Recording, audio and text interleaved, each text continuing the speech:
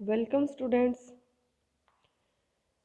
हम video lecture की इस श्रृंखला में भिटलसी महोदय के अनुसार विश्व के कृषि प्रदेश पढ़ रहे थे, जिसमें से पशुचारण, जिसके दोनों स्वरूप चलवासी और व्यापारिक, ये और स्थानांतरणशील कृषि, प्रारंभिक स्थायी कृषि और गहन निर्वहन कृषि प्रदेश, इनके बारे में हम पहले पढ़ चुके थे।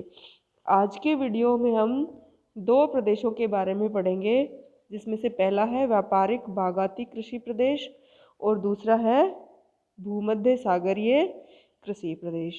सबसे पहले हम देखते हैं व्यापारिक बागाती कृषि प्रदेश, कमर्शियल प्लांटेशन एग्रीकल्चरल रीजन। इसका विस्तार मुख्य रूप से उन क्षेत्रों में है जो कि उष्ण या उपोष्ण कटिबंधीय हैं तथा जिन क्षेत्रों का संपर्क यूरोपीय लोगों से हुआ और जो बाद में उनके उपनिवेश बन गए, जैसे लैटिन अमेरिका, एशिया, अफ्रीका, ये सब क्षेत्र हैं जहाँ पर व्यापारिक बागाती कृषि की जाती है। अब ये जो कृषि है, इसकी मुख्य विशेषताएं हम पहले देख लेते हैं क्या क्या है। जैसे कि ये एक फसली कृषि है। इस तरह की कृषि में एक बार में एक ही तरह की फसल पैदा की जाती है। दूसरा, इस कृषि में पूंजी की अधिक आवश्यकता होती है और प्रबंधन है वो उच्च कोटि का होना चाहिए, वैज्ञानिक विधियों का प्रयोग होना चाहिए, इन सब की आवश्यकता होती है। और इसके साथ साथ ये जो कृषि प्रदेश हैं, इनमें कृषि के लिए बड़े बड़े फार्म आवश्यक होते हैं ताकि बड़े स्तर पर कृषि की जा सके। फिर इसमें श्रम की अधिक आवश्यकता होती है। कृषि उत्पादों का जो अधिकांश भाग है उसको निर्यात कर दिया जाता है। इसकी एक और विशेषता देखें तो ये जो कृषि फार्म है वहीं पर इनके ऑफिस, इनके कारखाने और जो श्रमिक वहाँ काम करते हैं उनके आवास की व्यवस्था होती है। ये कृषि बड़े पैमाने पर की जाती है और ये जो कृषि की जाती है उसका तरीका होता है रोपण। ये कृषि बीज बोकर पैदा नहीं की जाती बल्कि उनका रोपण किया जाता है। रोपण कैसे किया जाता है? पहले नर्सरी में पौध तैयार कर ली जाती है और उस पौध को फिर बाद में लगा दिया जाता है बागानों में, और एक बार उस पौध को बागानों में लगाने के बाद कई वर्षों तक उसे फसल ली जाती है। और इस कृषि की एक अन्य विशेषता है कि यहाँ का जो मैनेजमेंट या प्रबंधन होता है वो सेंट्रलाइज्ड होता है, केंद्रीकृत होता है। ये इस तरह की जो कृषि है व्यापारिक बागाती कृषि, उसके मुख्य प्रदेश विश्व में कौन कौन से हैं वो हम इस जो मैप है इस मैप में देख सकते हैं। जैसे लैटिन अमेरिकी देश हैं, फिर ये कुछ अफ्रीकी देश भी हैं, एशियाई देश हैं, दक्षिणी पूर्वी एशिया और दक्षिणी एशियाई देश हैं। इन देशों में, इन क्षेत्रों में ये कृषि की जाती है। इनमें इस कृषि की जो मुख्य फसलें हैं वो कौन कौन सी हैं? वो है रबड़ है, चाय, कहवा, गन्ना, केला, कपास, तंबाकू, कोको, ये सब इस तरह की कृषि की मुख्य फसलें होती हैं। और इन जो फसलों का उद्देश्य है वो व्यापार होता है। वो वर्ष भर उच्च तापमान, नियमित वर्षा, उर्वर मृदा और समतल और विस्तृत बड़े आकार की भूमि, ये इस कृषि प्रदेश की प्रमुख भौगोलिक विशेषताएं होती हैं। यहाँ के ये जो बागान होते हैं ये बड़े बड़े एस्टेट्स पर, उनको एस्टेट बोलते हैं, ESTATS, एस्टेट्स पर विकसित किए जाते हैं जो 40 हेक्टेयर से भी बड़े होते हैं। हमने देख लिया कि इस तरह की कृषि है वो रोपण द्वारा की जाती है कि नर्सरी में बीजों को बो लिया जाता है पहले और फिर उनको अन्यत्र रोपित किया जाता है। फिर ये हमने देखा था कि ये उन क्षेत्रों में है जहाँ पर पहले यूरोपीय लोगों का संपर्क हुआ और जो उनके उपनिवेश बन गए थे बाद में। तो इस तरह के बागान कहाँ कहाँ, जैसे मलेशिया के रबर बागान हैं वो ब्रिटिश कंपनियों द्वारा विकसित किए गए थे। और इसी प्रकार जो ब्रिटिश लोग थे उन्होंने भारत और श्रीलंका में चाय, पश्चिमी द्वीप समूह उसमें गन्ना और केला, इनके बागान लगाए थे। फ्रेंच लोग थे उन्होंने पश्चिमी अफ्रीका के कैमरून और जो आइवरी कोस्ट है वहाँ पर कोको और कॉफ़ी के बागान लगाए थे, जो आज भी इनके मुख्य उत्पादक क्षेत्र हैं। इंडोनेशिया, वहाँ पर डच लोगों ने गन्ने का रोपण किया था, वहाँ पर आज भी गन्ना पैदा किया जाता है। स्पेनिश लोग थे उन्होंने फिलीपींस में नारियल और गन्ना को रोपित किया था, गन्ना के बागान लगाए थे। ब्राज़ील में जो कहवा के बागान हैं उनको एक विशेष नाम दिया गया है फेजेंडा, जिसको किसने लगाया था? पुर्तगालियों ने लगाया था। तो इस प्रकार यूरोपीय जो लोग हैं उनका रोपण कृषि के लिए विश्व के विभिन्न भागों में जो प्रसार हुआ उसके लिए यूरोपीय लोगों की मुख्य भूमिका रही है। एक विद्वान है ईपी थॉमसन महोदय, उन्होंने इस कृषि को सैनिक कृषि, मिलिट्री कृषि नाम दिया है। इसके मुख्य क्षेत्र हम एक बार वापस देखें विस्तृत रूप से, तो जैसे पहला क्षेत्र है लैटिन अमेरिका। लैटिन अमेरिका में मेक्सिको, मध्य अमेरिका, दक्षिणी अमेरिकी प्रदेश ये सम्मिलित हैं। इसमें पश्चिमी द्वीप समूह है, उसमें Cuba, Jamaica, Puerto Rico, Honduras, Guatemala, Costa Rica ये प्रमुख हैं। जो लैटिन अमेरिकी क्षेत्र है वहाँ पर कहवा, कोको, गन्ना और केला के बागान मुख्य रूप से लगाए गए हैं। विश्व के कुल कहवा उत्पादन का 55% से भी अधिक लैटिन अमेरिका से प्राप्त होता है। इसमें मुख्य अग्रणी देश ब्राज़ील और कोलंबिया हैं। मेक्सिको का पठार, वहाँ पर भी कहवा के बागान लगाए गए हैं। और ब्राज़ील में जो कहवा के बागान लगाए थे वो 15वीं शताब्दी में गुयाना तट से लाकर लगाए गए थे और वहाँ से लाकर यहाँ पर गन्ना लगाया गया था और फिर ये धीरे धीरे उत्तर की ओर कैरेबियन द्वीपों में फैला। इससे पूर्व यहाँ पर तंबाकू और कपास मुख्य नकदी फसलें हुआ करती थी।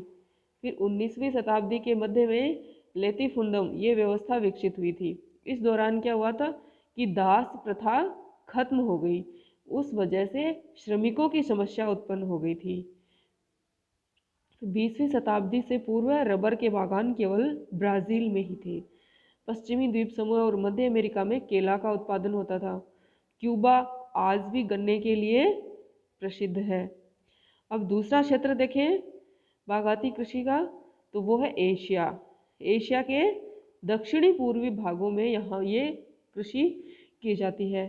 जो प्रमुख क्षेत्र हैं वो भारत का दक्षिणी और पूर्वोत्तर पहाड़ी प्रदेश, Sri Lanka, Myanmar, Thailand, Malaya, Indonesia, इस प्रकार के ये प्रमुख क्षेत्र हैं। यहाँ पर मुख्य फसलें देखें तो चाय, कहवा, रबर, नारियल, कोको, केला, इन सब के बागान हैं। एशिया में जो व्यापारिक फसलें थी वो 19वीं शताब्दी में यूरोपियन द्वारा और वर्तमान में विश्व का लगभग 90% प्राकृतिक रबर और 70% चाय का उत्पादन इन्हीं देशों में हो रहा है, एशियाई देशों में हो रहा है। इंडोनेशिया और दक्षिणी भारत में कहवा के बागान पाए जाते हैं और इसके अलावा नारियल के बागान भी पाए जाते हैं इस क्षेत्र में। जैसे दक्षिणी भारत है, श्रीलंका है, इंडोनेशिया का समुद्र तटीय भाग है, वहाँ पर नारियल के बागान भी पाए जाते हैं। व्यापारिक बागाती कृषि प्रदेश का अगला क्षेत्र है अफ्रीका। अफ्रीका में गिनी तट, मध्य और पूर्वी अफ्रीका की उच्च भूमि ये प्रमुख क्षेत्र हैं और यहाँ पर चाय, कहवा, केला, कोको इनके बागान मिलते हैं। मुख्य देशों की बात करें तो Ivory Coast, Zaire, Kenya, Ethiopia, Tanzania, Malagasy, इन देशों में कहवा का उत्पादन होता है। चाय का उत्पादन किन देशों में होता है? कीनिया, मलावी, युगांडा, तंजानिया, इनमें चाय के बागान पाए जाते हैं। रबर का उत्पादन साइबेरिया, लाइबेरिया और जायरे, नाइजीरिया, इनमें रबर का उत्पादन होता है। और जो जर्मन उपनिवेश थे टोगो और कैमरून, उनकी अर्थव्यवस्था पूर्ण रूप से बागाती कृषि पर ही निर्भर है। वर्तमान में इस कृषि के क्षेत्र में पर्याप्त परिवर्तन हो चुका है और अब भी जारी है। अब भी इसमें परिवर्तन हो रहा है।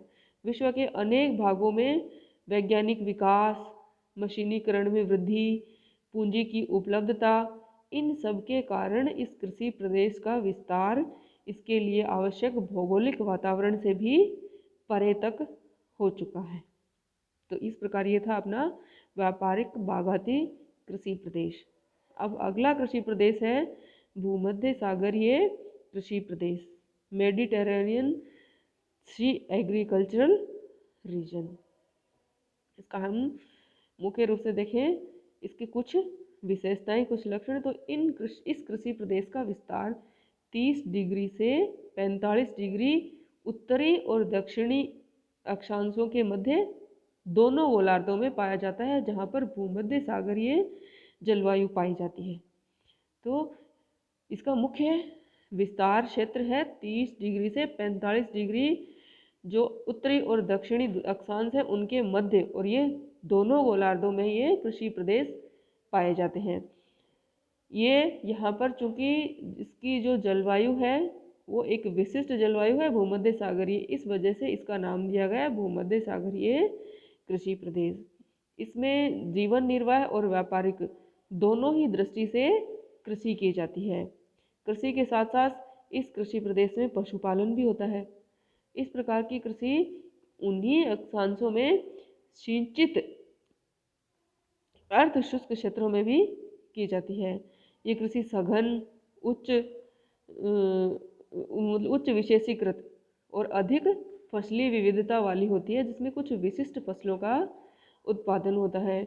गेहूँ, जौ, सब्जी, इनका उत्पादन घरेलू उपभोग के लिए होता है, जबकि कुछ रसदार फल, जैतून, अंगूर, इन सब का उत्पादन मुख्यतः निर्यात के लिए किया जाता है। ये जो भूमध्य सागरीय कृषि है, इसको विश्व की फलोद्यान भूमि, orchard land of the world, या विश्व के शराब उद्योग का हृदय भी कहा जाता है। यहाँ की जो भौगोलिक परिस्थितियाँ हैं वो हम देखें तो जलवायु भूमध्य सागरीय है, जिसकी एक विशेषता है कि यहाँ पर शीतकाल में वर्षा होती है और ग्रीष्मकाल शुष्क रहता है। अगली विशेषता, औसत वर्षा 25 सेंटीमीटर से 75 सेंटीमीटर के लगभग होती है। समुद्र के निकट और पर्वतों पर अपेक्षाकृत थोड़ी अधिक वर्षा होती है। सर्दियों में औसत तापमान 5 डिग्री से 10 डिग्री के बीच और गर्मी में औसत तापमान 21 डिग्री से 27 डिग्री के बीच रहता है। इस प्रदेश में वनस्पति के रूप में झाड़ियाँ, घास और पेड़, ये सब मिले जुले रूप में उगते हैं। यहाँ पर मिट्टी बलुई और कंकरीली मिट्टी पाई जाती है। अब इसका प्रादेशिक वितरण देखें तो जैसे हम मैप में देख सकते हैं, इस मैप में जो ग्रीन भाग हैं उन क्षेत्रों में ये भूमध्य सागरीय कृषि की जाती है।